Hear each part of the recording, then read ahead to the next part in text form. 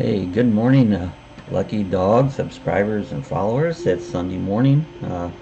We're here. Sue's over here beside me, and Morning. it's they're calling for rain. It's sunny right now outside, but it's kind of windy. Normally we'll go out flying field, but it's too windy this morning. So uh, we're at home, and we're going to barbecue ribs today. Actually, going to smoke them in the smoker. So that's today's uh, project. Hey Google. Good morning. Hi, Lucky Dog. It is 8 a.m. Currently in DeLand it's 70 and mostly cloudy. Today, there will be scattered thunderstorms with a forecasted high of 76 and a low of 68. Have a great day. So it don't look like a bad day. We're gonna get more rain tomorrow. Uh, I, the way that they are forecasting, if they know anything, they don't really know anything. It's to be kind of pretty rainy all day tomorrow. So uh, that's the local weather. Hey Google, what's the weather in Worcester, Ohio? That's what it is up north. Right now in Worcester it's 41 and sunny. Today, it'll be partly cloudy with a forecasted high of 64 and a low of 43. Well, it's not bad up there though. They should be getting warm. It's like Mid-April, almost late April. yeah. I mean, it won't be long. It'll be May, and they've had snow last week, so been some crazy weather. Hey Google, tell us a joke. We'll start out with a joke. Why does Humpty Dumpty love autumn? Because he had a great fall. No, all right. So Humpty Dumpty had a great fall. All right. Hey, this morning we're going to talk a little bit about um, if you're out buying a new, not a new, maybe a used RV or any RV. Uh, some of the things to look for. Actually, saw Sue's sister was starting to look for one. They were looking at a Class A, and she was asking about any pointers or help or thing, because it's a um, quite a process when you're looking for a new or used camper, and things to look for, and that um, and it's unless you take the time to think about it, sometimes you get excited about the moment. Say, hey, a new RV, and you're all excited, and you see something, and you might overlook some little details that you maybe should be looking for. And I think the first thing to look at when you're looking around at different ones, you got to think about, how am I going to be using this? Am I going to be just staying at campgrounds only? Am I going to be doing some boondocking, dry camping? Am I Traveling. traveling? How far am I going to be traveling? Am I going to put thousands of miles on it? All these things comes into play when you're thinking about. First, you got to identify what you want, and then kind of think about things, the size. There's basically, you have a Class A motorhome, which is the big ones. Then you have a Class C, which looks kind of like a van front end, but the back end's, it's bigger, smaller than an A, but it's bigger than a van camper, or a Class B. They actually have a B plus now that they have out. Or do you want a pull camper? Do you want to pull a camper around, or do you want to? And then if you want a pull camper, do you want a fifth wheel, or do you want just a regular hookup behind camper? And then if you want a pop-up camper, that's another option. A small pop-up camper. And then you got to look at what kind of vehicle do you have to pull it. Do you own one now? Do you need to buy one? So see, there's so many things to think about. Or are you going to tow a vehicle? Right. Or are you going to have, say, a Class A or a C or a B, and maybe want to tow another vehicle behind you? So these are all things to look at when you're thinking about it. And the number one, it would be like your creature comforts. When you look at it, how it's laid out, how the bed's laid out, how the living or entertaining space is laid out. Are you one that enjoy watching a lot of television? If you are, you want to make sure that the space that you have is good for that. You know, do you like a recliner? You know, I love recliners. That's my favorite chairs. Do you, you know, does that not matter to you? You know, do you do a lot of computer work? You need a space to put your computers. Uh, so each one of those things that you have to determine how you're going to be using it and what kind of amenities that you want in it. You know, so uh, and actually, and I should know because I have owned campers for almost most of my life, off and on. And when we bought the one we have, there's a few things we overlooked that we really wasn't thinking, and we're happy with the one we got. We got a 2001 Roadtrek 190 Versatile. Now we've determined maybe we would have liked to have had the Poplar, but yet the Poplar had things that we didn't like as much. Explain. You know, like, Why? well, the bed setting, the Versatile that we have now, the bed you sleep crossways, and the biggest complaint that we have in the whole camper is the way the bed lays out. In the middle of the night, if one person needs to get up, use bathroom or whatever, the back person behind has to crawl over the one in the front, or the one in the front has to get up and let the back one out, and it becomes inconvenient. But in the front, we have these seats that turn around, like the driver's seat and the passenger seat turns around, and you can see television, and they recline back, and it's really comfortable. So we can say, well, the Poplar would have seats lengthwise, and you could have an aisle in the center and get in and out at night. The only trouble with the Poplar, though, the one passenger seat you can flip around, but the driver's side generally has a cabinet, and I don't know, I think you can still flip them around, but you can't flip around to look back and see the TV, so that's a downer. So you're going to find whatever style you have, it's going to have things that there's no one that's going to be absolutely prime, unless maybe you build it yourself and put everything exactly as you want it. So you know, that's one of the first things to look at when you're deciding to get any type of an RV, how you're going to be using it. The next thing is whether you want to drive one or pull one. There's advantages and disadvantages to a drive one. A drive one's nice. Class A, Class B, Class C. Those are nice. You can go down the road. You can pull off side of the road and go back and use your bathroom. You can cook while you're going down the road. But one of the disadvantages, if you get to say a campground and you're set up and don't have another vehicle that you're towing, or a bicycle or a little motorcycle or something, the only way you can go anywhere else is you have to pick up camp and take the whole unit with you. Now, if you have a big Class A and you want to do that, you realize this thing's big and your parking spots are going to be limited. And some places provide parking for RVs and stuff, attractions, but other places don't. You know, say you want to go to a downtown, most downtown places have a parking spots for a car, not for a Class A motorhome. And the same with the Class C. They're pretty long. They'll take up a lot of parking space. Then you get down to the Class Bs or the van campers. You can park them just about anywhere. They're in most spots that a car will park in. You can park them. That's one of the things we really like about ours. Yeah, that's one thing that we liked about ours, was because it's versatile. That's what the name of it. It's a versatile. There's a big old cat in the backyard. So anyways, that's some things to look out. And then the next thing when you're talking size is gas mileage. Gas prices right now keep going up.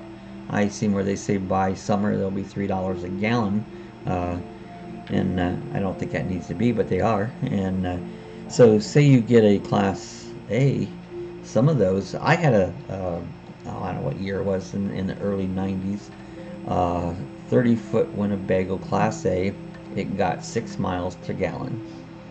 So it's going to be a major expense to take it down the road. And when you start moving up, I think some of the ones get better. The diesels, I believe, get a better mileage than what the gasoline ones do, but then they're more expensive too. The diesels. One thought. The what? I have a thought. Yeah. One of the first things to do is determine your budget. Well, right. Yeah. How much do you want to spend for it initially?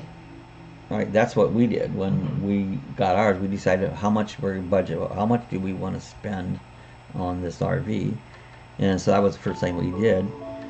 So anyways, then if you move on up to, like I said, a Class C, they're going to get a little better gas mileage than what a Class A would be. But like I said, they're still large, and you can't just park them anywhere. And then when you get back down to the Class Bs, now our Roadtrek, we get anywhere between 15, 17 miles per gallon. Some of them even get better than that now. So now you're getting good gas mileage. You got a place to park. But now the trade-off, as you progress down smaller, is how much space do you want inside of it. Ours is pretty small. We have to learn, you do the Roadtrek dance. When you're maneuvering around, when we're both in it at the same time, you both don't get up and do things at the same time. One remains seated if the other one wants to be doing cooking or whatever it needs to do. I like to dance. Sue likes to dance. So yeah, it's a trade-off. We learn how to maneuver each other. I'll say, hey, I'm gonna cook this. If you just want to sit down here while I'm gonna cook this, and because virtually you'll be in each other's way. You really will be in each other's way in the small one. So that's the trade-off. Got better gas mileage, easy to park, but now it's smaller. So that's one of the biggest trade-offs on it. Another thing you want to look at when you're especially buying a used one is tires. Tires is one of the hardest things to decide how good are these tires. Now I believe most tires have a date code on them. If a tire's really 5 years, if it's over 5 years old, you need to replace them. I don't know how old the tires was on ours. Well, they looked good. Oh, I mean the tread's good, but see that's what's deceitful about them. Even though the tread's good, the rubber starts getting dry, and they'll start cracking on the sidewalls, and you can look at that.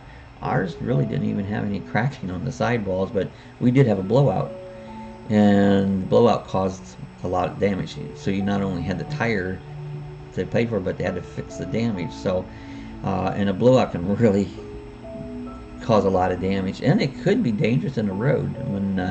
When we blew out, I didn't have any problems handling it. I do consider myself a good driver, but that part didn't scare me. It was like, what the hell's going on? It actually took propane lines out. We had propane squirting in the air. We had that was what was scary on it. So, Yes. and I managed to change the tire, and we was on our way, but it did a lot of damage to it. So then we end up going out and buying new tires. Tires are expensive. I don't know, for our Roadtrek, we have just about $1,000. Right around $1,000. Just about $1,000, and these are smaller tires. You get into up in the Class A, some of those tires can be up to $500 a piece, maybe And more. don't you have more than 4 tires too on Yeah, those? some of them will have 6 tires if you have dualies in the back and that. So it can get very expensive replacing tires. So you could spend over $3,000 on doing the tires, And the next thing that I've seen this time, and I've had several RVs, and it occurs, is refrigerator. How well does the refrigerator work? When you're looking at one, whether it's a private owner or a dealer, the refrigerator, they can turn it on and say it's cooling, but that can be deceitful. It might be cooling fine on electricity, but how's it cooling on gas or even 12 volts? Some of them use have a 3-way. And if you're looking at them in the cooler weather, sometimes they'll cool fine when it's cooler out. But like Florida, we average in the 90s all summer, and you get to the warmer weather, even up north, you get in those warm days, all of a sudden the refrigerator's not cooling, and you're struggling to try to figure what's going on with it. And so that's for me that's been one of the biggest issues. I had to replace one in my class A. When I had it, I bought it in the fall and came down to Florida in the middle of the winter, and up Ohio it was cooling fine, but as I further south I went, the less it was cooling, and it wasn't working, you know. So end up back then, this is in the 90s, it was $1,000 to put a new refrigerator in, because that one was, the new one worked fine, you know. Same with the one we have now. It wasn't cooling, and so now I did something different. I didn't replace it with the regular refrigerator. I replaced it with a compressor style refrigerator. Now the one I have works on AC. They are DC compressor refrigerators, but those would be the best. It's like a little dorm refrigerator. Yeah, like they use when the kids go to school. You know, a little college dorm refrigerator. It was $100. It was cheap, but now you have to run it. When you're not hooked up to shore power, it has to have some way to run it. So rather than spending the money on a new three-way refrigerator, we spent the money on a cheaper refrigerator and solar with a inverter, and now it'll run 24/7 on solar and the batteries, and it works great. You know, the refrigerator works better than any of the they call it evaporator style refrigerators. I mean, it keeps things cold all the time, even when it's 90 degrees out. The refrigerator stays nice and cold. So that's what I did, but that's something to look at when you're Everything is solar. yeah, and then that's another thing, if how you're going to use it. A lot of used ones, most of the time, you won't find they have solar on them, and that might be something you'll consider is when I add solar to it. In the RV and today, solar is just kind of the way to go. And solar can be expensive, but you can put a small system in fairly inexpensive. We've got 200 watts of solar and two batteries with an inverter, and I don't know, what do we have? Maybe $600 in it? Between $500 and $600. Between $500 and $600. Now I did it myself. I don't pay somebody to do things. I do it myself. And if you're not capable of doing that, then you will have to pay somebody to do the install. So that same system would probably cost you well over $1,000 to have someone install it on it. So, and that's something to consider, whether you'll need that or not. If you're off grid and not hooked up to things, they're really nice to have. Now we tend to use ours more off grid than we do hooked into something. So that helps out quite a bit on it. Your propane tanks, you know, those things need to be checked every so often, and I'm sure ours probably needs to be certified again because we haven't. Yeah. An older tank, they might not certify. Yeah, and it's a frame mount tank, and it might not certify. Now, we hardly ever use propane. The way we use our camper, very rarely do we ever light a burner. You know, once in a while we'll do it, but a lot of times we cook on a gas stove outside or something.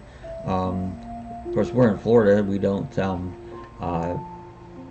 use the heat. There's times that you could, but we don't. You can use a small, for ours, a little electric heater. You can kick on the generator and run that, and it'll heat it up just fine. So don't use the heat. I don't ever plan to go anywhere where it's cold. If it's cold, I'm not going. Sorry, I'll stay in Florida. I don't really find no much reason to get out of Florida. We have everything. So anyways, that's something to think about, is your propane systems, that they're working properly. Another really good thing to do is once you purchase a used one, generally if you're from a dealer, and even if you're due individually, they should do a walk around with you and show you all the systems, all about the unit. And one thing good to do that we didn't do that would have been good, I don't regret not doing it because I can figure most stuff out. I don't. I would have needed it. Sue probably would have needed it, but I didn't need that. But do a video. Take yourself, even your camera. Shoot a video of the entire walk around when they explain the systems and how to do it. Do a video of that, and then later on, say you have a question, you say, let's look at the video here, and you can say, hey, yeah, this is what he said to do, And it's a lot to remember. it is. If you don't understand the systems, it is a lot to remember. Uh, it can get kind of confusing, if you just don't have a concept of the systems. That's one thing I don't have a problem with. A lot of people don't. They don't have the, I don't know what you call it, the mechanically end of it. I'm very mechanically. Things don't usually I'm not. stump me. So anyways, that's a good thing to do, is to just do a video, and so you can do a walk around in that. Then there's your generator. Make sure your generator's in. Yeah, if it has a generator. How many hours is on it? How many hours is on it, and generators is something that they can be deceiving. They might work now, and next thing you know, they don't work. And how much? And you should be using it. A generator should be used at least once a month. You should run it for an hour or two. Because with today's gasolines, they have a lot of alcohol in them, and they gum up the carburetors. And so you need to work those things. You need to get them out and run them under load. You need to turn the microwave or the AC on a little bit and run it. I said at least once a month. We run ours weekly, but we use our camper weekly too, so it makes it easy. So that's another thing to look at with it. So anyways, this morning we thought we'd talk a little bit about some of the things to look at. There's a lot more if you're buying a used RV.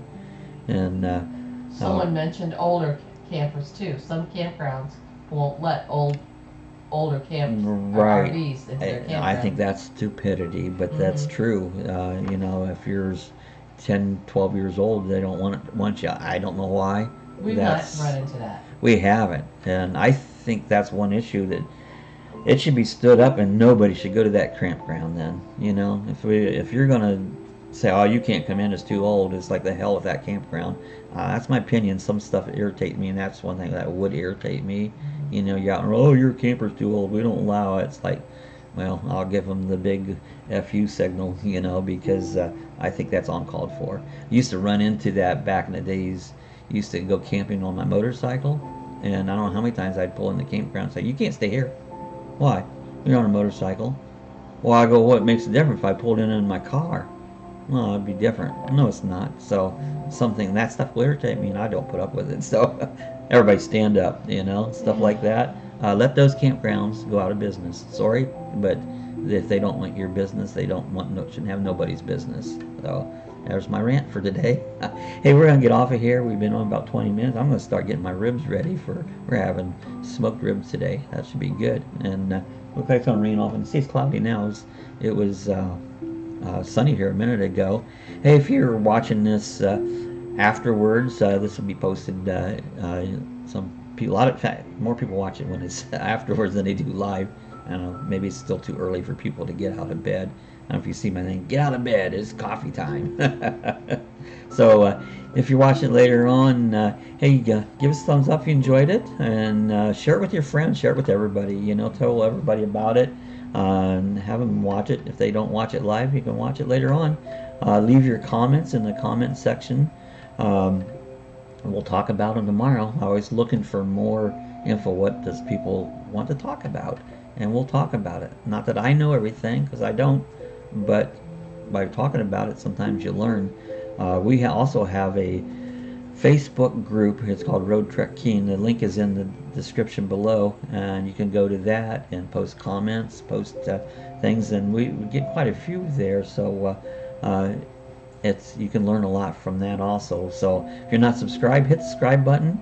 And if you want to be notified when I've got a new video or a live chat, which is every day at 8 a.m., hit that little bell thing, and that'll notify you on it. So we're going to get out of here. Everybody have a good Sunday, and we'll see you again tomorrow.